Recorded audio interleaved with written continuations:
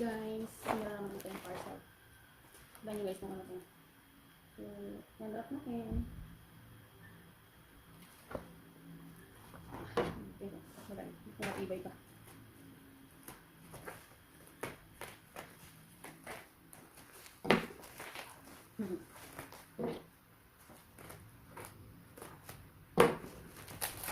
Yo! Nice. Tcharan! Saan siya guys? Meron nila ano to. Sabitan ng TV. Kasi yung TV, ihahang natin sa wall. Ayan, para less space. Maganda kasi nakahang siya. Buti na lang sa, sa orange app. Lahat ng kailangan mo nandun, hanap ka lang. Diba? Kung nakakit mo matibay, kasi tingnan natin kung maganda yun. Quality mo. Ay, ito na.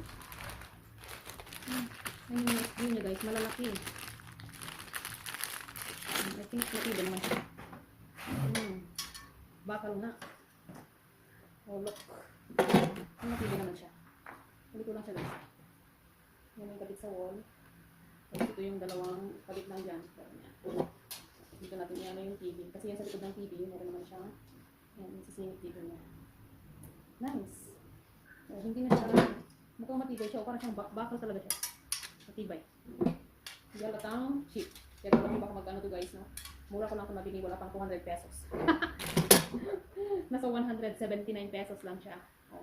Tapos kung may butcher ka sa Shopee, maka-discount ka pa o free shipping pa yan. Free shipping pa. Mura lang. Diba? Budget friendly. May hang natin yung ating TV.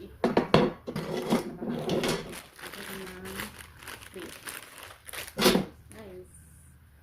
Papakabit ko kay mahal ko. Niya. Sa wakas, na-install na rin yung ating TV.